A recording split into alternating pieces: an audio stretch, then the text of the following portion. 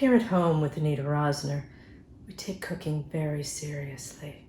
I wanted to do something totally original for Halloween, and my sister said, well, there's nothing new under the sun except perhaps a graveyard lasagna, which I thought was brilliant. Because if your kids can't trick or treat this year, you should at least make them something spooktastic for dinner. And if you have friends with small children, you may want to share this video to give them some ideas. So let's just go around the room and see what you need. Breadsticks, a few strands of uncooked spaghetti, some lasagna noodles, garlic salt, a beaten egg, a few black olives, some dried Italian seasoning, some cooked broccoli, some shredded mozzarella, some grated Parmesan cheese, softened butter, sauce, and ricotta. Oh, and a baguette of bread. So let's get started. In the bowl, I have 2 cups of ricotta cheese, into which I am adding 1 beaten egg and 1 tablespoon of dried Italian seasonings. Just mix it together, and we'll give it a pinch of salt. I gave my baking dish a little Zots of nonstick coating spray, and we are using no-bake lasagna noodles or oven-ready lasagna noodles. Let me let you in on a little secret. I've been making lasagna for about 30 years, probably longer. I have never boiled a lasagna noodle in my life. You can use the regular ones and they do the same thing. I know.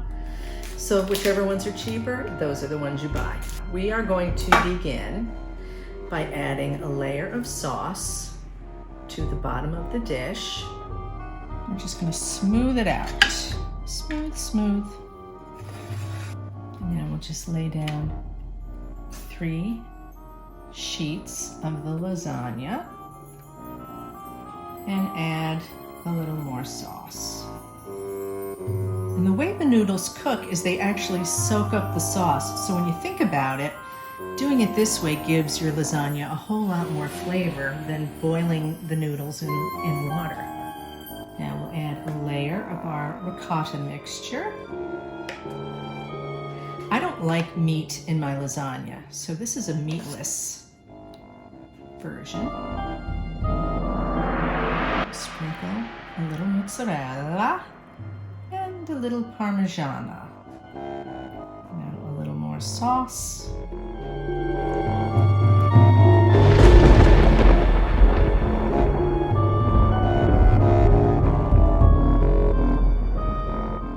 Sprinkling with more parmigiana on top, but leave 1 corner without it, and you will see why in a moment. And we're going to take our dried spaghetti and we're going to create a cobweb in the corner.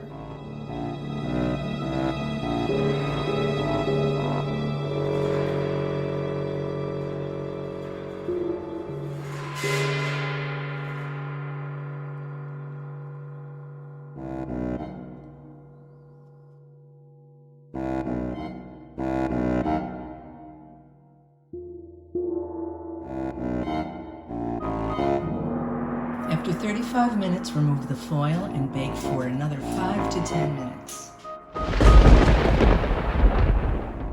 You won't need this many for your tombstones, but is there ever such a thing as too much garlic bread? So we're going to put these now under the broiler in the oven, and do not take your eyes off it because they could burn like that. To make our giant spider, take 2 large black olives, and cut them in half. You might need an extra.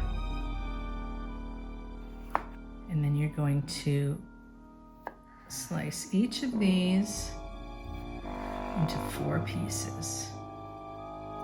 And there's your 8 legs and your body. Oh my God! Our lasagna is out of the oven, so let's create our graveyard. First, let's put our spider on his little web.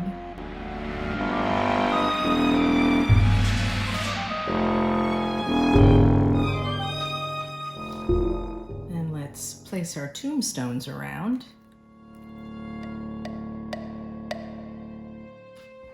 course, we need some foliage.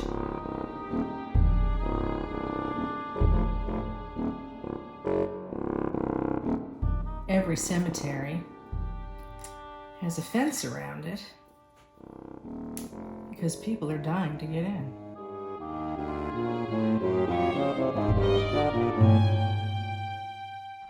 And there is your graveyard lasagna.